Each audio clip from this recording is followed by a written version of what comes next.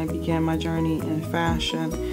And you know, it started back in the 90s in Detroit, Michigan, where I started working for a clothing line where I was their knitwear designer, and we were actually featured in WWD Magic Show. And so when I moved here to California, I decided to start my own clothing line, Labella. Shortly after that, I decided to pick up a camera and began photographing my own collection. And shortly after that, started to publish and attract some of the attention of some of the magazines and media, both in the Bay Area and a couple internationally. I had attempted to work with some rising artists and noticed that, you know, if you really don't have a name behind yourself, or if you don't have hundreds of thousands of dollars, it's fairly difficult to get yourself published in magazines. And although I had been fortunate in being published and gaining that recognition, it still was very difficult feat for some of the people that I work with. I have been very fortunate in the sense that I have definitely worked with some of the top name photographers and celebrities in the industry.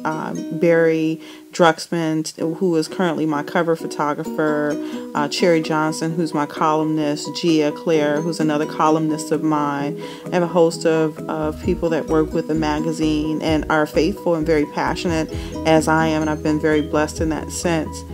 And, you know, in addition to that, I've worked with some of the other, you know, well-known names in the industry, such as Michael Bernard, who is a photographer for Victoria's Secrets, and Linda Posnick. And, you know, with that talent, we've been able to really produce some excellent work and work with some really great celebrities. And in a sense, I'm very, you know, fortunate and blessed in my efforts. And so I began Glam Couture as a means to publish not only those people who are recognized in the industry, but also some of those people who are fairly new and needed a platform to, you know, showcase their talent. And so Glam Couture began its mission just 2 years ago. And again, we've been very blessed in a sense. I just recently started my own project, which is a homage to women who are survivors of cancer. And as we all know, women who, you know, are stricken with cancer usually lose their hair.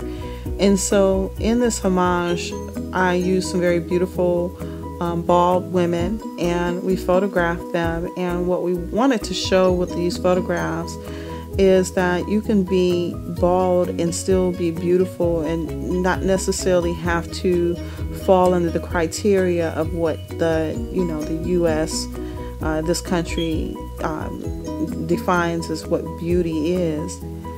And I mean, I'm a mother of two very beautiful women, one very beautiful woman, one little girl of 7, and I am very blessed of having a relationship that I'm very content in, and I'm very loved in my professional career, and that's pretty much me in a nutshell.